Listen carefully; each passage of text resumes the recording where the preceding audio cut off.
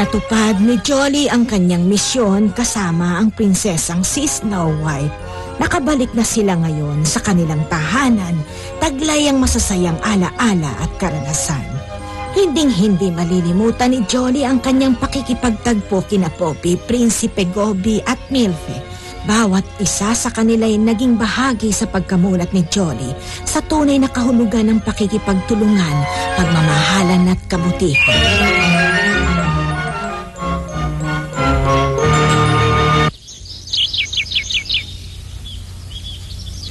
At pagkatapos, bigla na lang binunot ang prinsipe ang kanyang espada. Pero hindi ako natakot. Hinarap ko siya at pinatunayang handa ko ipagtanggol si Snow White. Iya, laban ka sa akin. Sige, ito ba?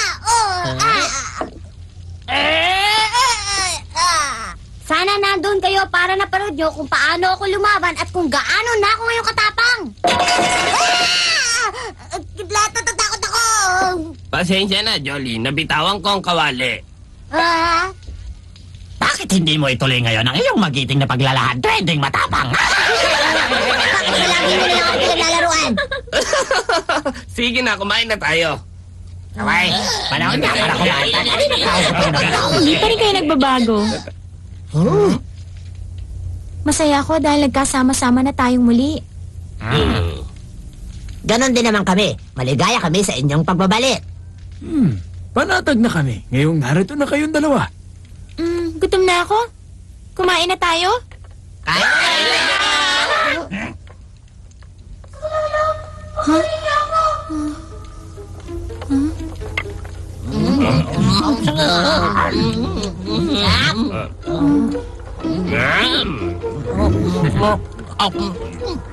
Ba't meron ka bang sinasabi sa akin?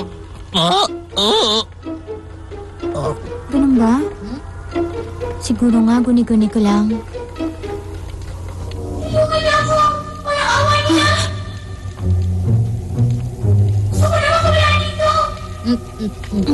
Lost Noel, may problema ka ba? Wala. Walang anuman. Marahil pagod lang ang iyong nararamdaman. Siguro nga.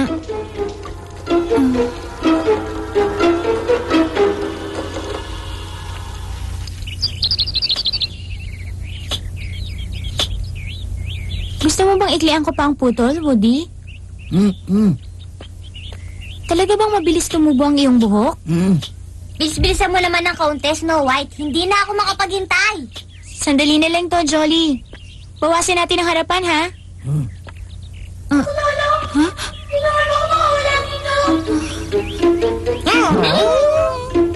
Snow White? Snow White, na paano ka? Wala.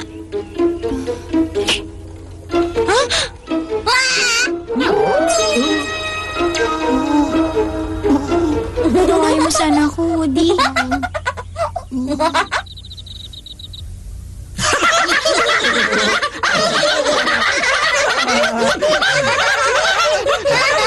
Bagay na bagay sa'yo ang gupit mo, Woody. Alam mo, Woody, sa totoo lang, nakakainggit ka. Huwag mo na nga akong tuyain. Ako ang may kasalanan. Patawarin mo ko. Huwag kang mag-alala, Snow White. Maunawaan ni Woody yan, hindi ba, Woody? Oo. Siya nga pala, Snow White. Madalas kitang napapansin na wala sa sarili. Bakit? May problema ka ba? Magsabi ka. May naririnig akong isang tinig. Isang tinig? Kanino? Hindi ako sigurado. Parang isang tinig ng batang babae. Marahil pagod ka pa sa iyong paglalakbay. Makababuti sa iyo ang magpahinga. Ipagtitimpla kita ng gatas para madali kang makatulog. Salamat. Siya nga pala, Snow White, maalala ko. Nagpadala sa iyo ng liham ang kaibigan mo si Cathy. Wala kay Cathy?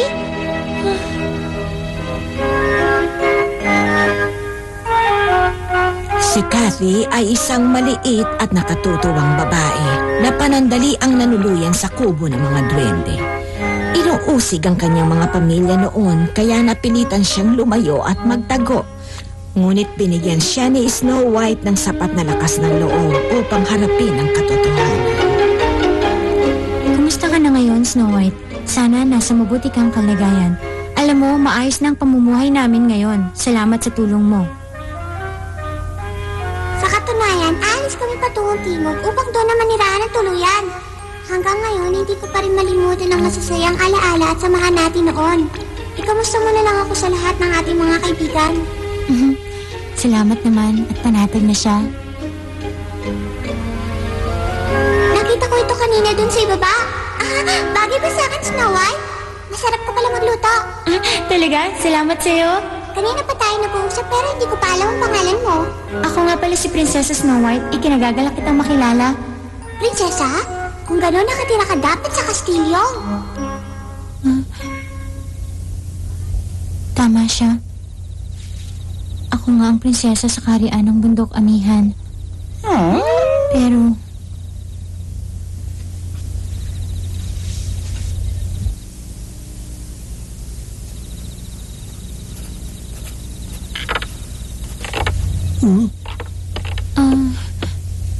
Ikaw pala, Snow White. Hindi ka ba makatulog? Hindi ako dalawin ng antok.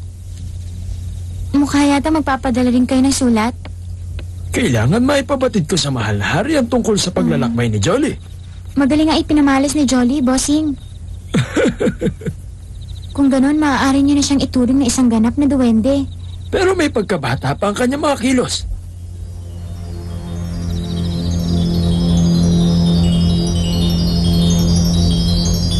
Ako kaya?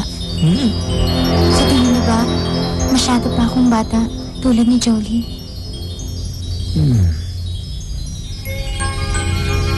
Hindi. Malaki na ang iyong pinagbago, prinsesa. O siya, lumalalim na ang gabi. Matulog na tayong dalawa. Apo,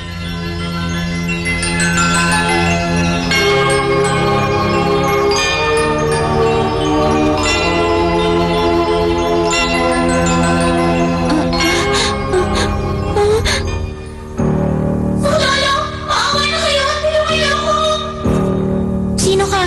Magpakita ka! Bitiwan mo ako! Sino ka bang talaga? Ano kailangan mo sa akin? Magsalita ka! Hindi ko lang paano ka magiging sa akin. Sige na, parang ako na. Tulungan mo ako. Tulungan mo ako. Tulungan mo ako.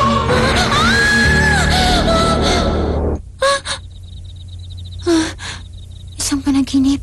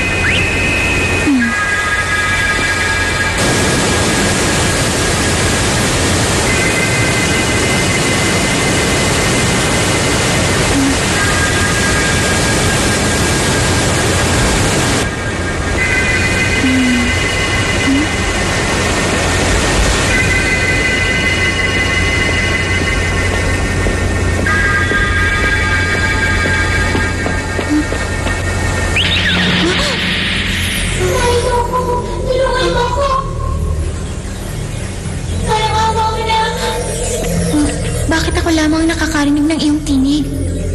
Bakit ikaw ang unang tumugon sa paghingi ko ng tulong? Tulad ko, kailangan mo ng tulong, hindi ba? Oo, pero... Umaasa ka na magkikita kayo muli ng lalaking iyong pinamahal, hindi ba? Pero di ako. At dahil magkapalaho tayo ng kalagayan, narinig mo ang hinaing ng aking puso. Isang naghihirap na kalooban na humihingi ng katarungan. At ngayon, pinagtugusahan ko ang isang sumpa. Sumpa? At dahil sa ikaw ang nakarinig sa aking pinig, ikaw lang ang maaaring magligtas sa akin. Parang awa mo na ako, kawalan mo ako. Pumagin mo ang espada na kamaon. Pumagin mo ang espada.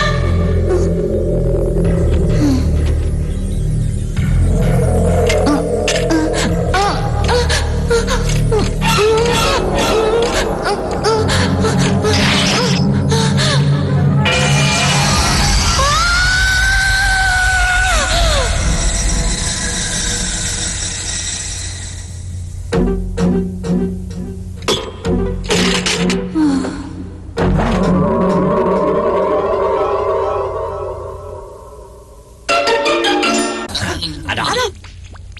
Nawawala si Snow White! Kanina ko pa siya hinahanap, pati sa kanyang silid hindi ko makita.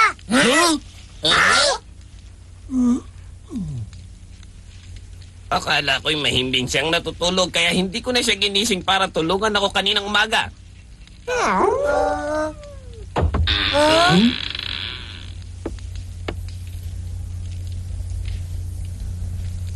Snow White!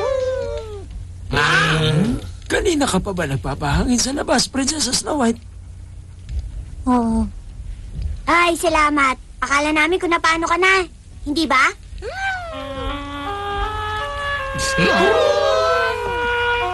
Kay gandang mga alaga. Nakakatuwa. Bakit may problema ba?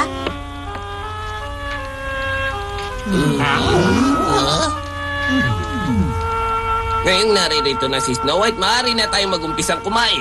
Snow White, pakiabot mo nga sa akin ang mga mangkok. Ayun, sa banda ron, nalimutan mo na ba kung saan nakalagay?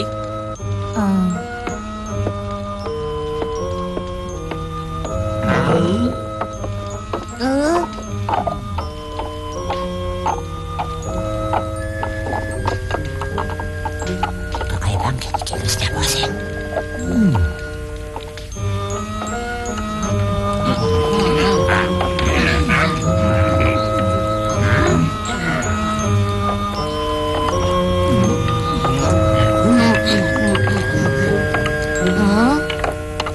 Snow White?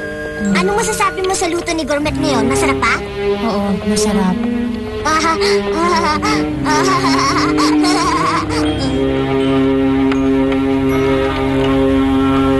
Maaari ba akong magtanong sa inyo? Tungkol saan, Snow White? May nalalaman ba kayo tungkol sa isang salamin?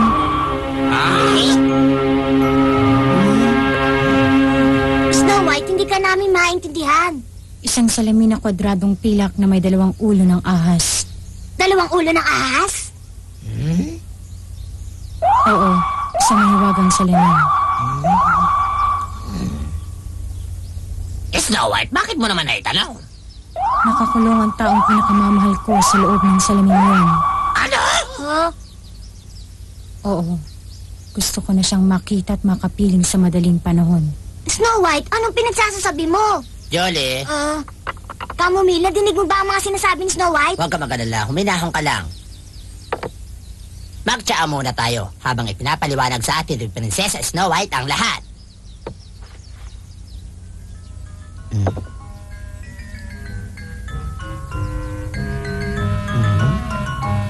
Masarap ba ang timpla? Ngayon, sabihin mo sa akin kung sino ka. Teka, Camomile, naiibang ka na ba? Si Snow White yan at wala nang iba. Kilala ko si Snow White, hindi siya umiinom ng tsaa kapag hindi hinahaluan ng gatas. Isang huwad ng taong ito. Hindi ito si Prinsesa Snow White. Ganun ba? Pero baka... Ngayon, Bilibini, sabihin mo sa akin kung sino kang talaga. Ako si Milarca, isang engkantada. Princess Snow White, Anong ginawa mo sa kaibigan ko si Snow White? Magsalita ka, saan mo siya dinala? Ginamit ko pansamantala ang kanyang katawan. Huwag kayong mag-alala. Katawan niya ay lilisanin kapag nakita ko na ang salamin. Hindi maaari. Wala kang karapatang gamitin ang katawan ng prinsesa. Malapit ka! Hindi mo na lang ba inisip ang kapakanan ng iba? Sa palagay ko, wala kayong maitutulong sa aking problema. Sandali lang!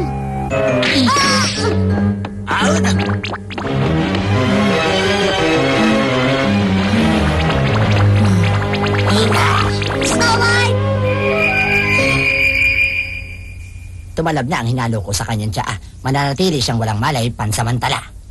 mabisa pala talaga ang ating mahiwagang pulbos. Pinahanga mo ako, Camomile.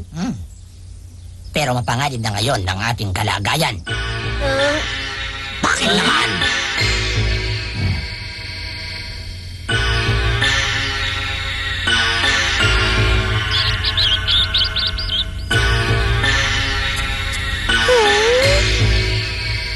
Ano ba talaga ang ibig mong sabihin, Camomile?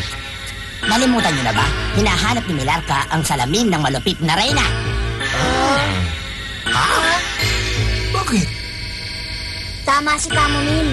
Nakita namin ang salamin na kunin namin ang sulat ni Richard.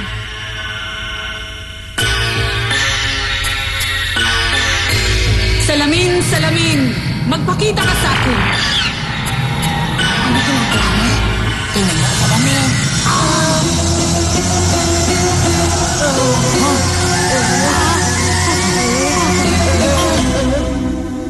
May nakita nga akong disenyo ng dalawang ulo ng ahas. At hindi ko malimutan ang kanyang kakaibang sinag. Tama ka, Camomile. Marahil yun na nga ang salaming hinahanap ni Milarca.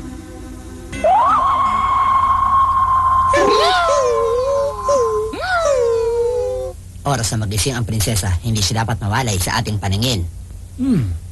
Bantayan niyo siya mabuti habang pinag-aaralan ko ang tungkol dito sa aklat ng karunungan. Ang mabuti pa, maghahanda akong muli ng pampatulog sakaling kailanganin natin. Maaari ba akong tumulong, Camomile? Sige, mas mabuti pa nga. Kung ganon, kami ang magbabantay sa kanya. Sa dami nating ito, tiyak na hindi siya makakalusot. Aba, syempre naman, hindi na yata ako bata ngayon, hindi ba? O siya, mag-iingat na lang kayo.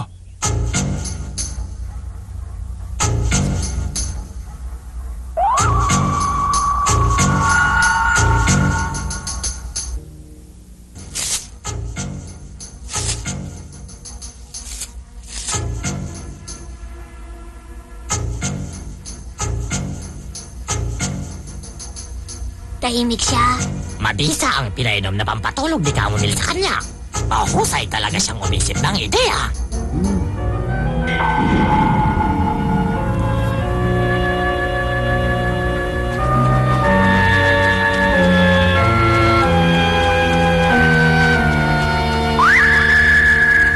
Sa wakas, pagkarating ng kastilyo, nakikita ko na siya. Hindi maaari, Milarca.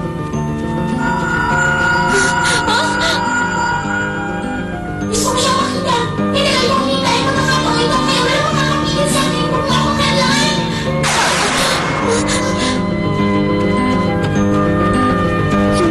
Hindi ako maaaring pumunta sa bundok, amihan. Masyadong mapanganib. Hindi lang para sa akin, pero para sa iyo rin, Milarca.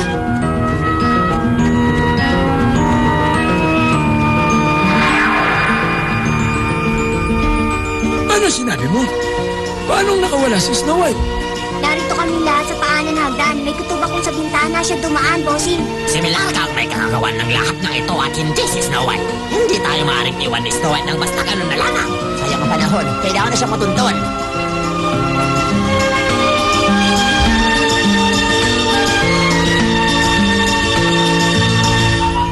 Sino ko? Magkikita tayo. Mahal ko.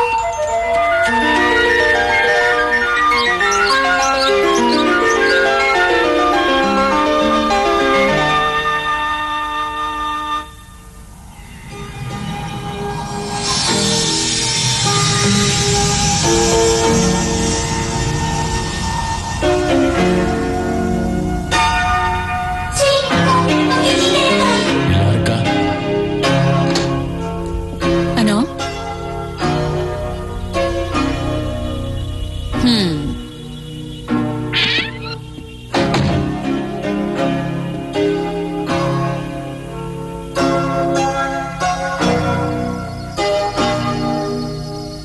Teka, mukhang hindi maganda ito. May nararamdaman akong masama.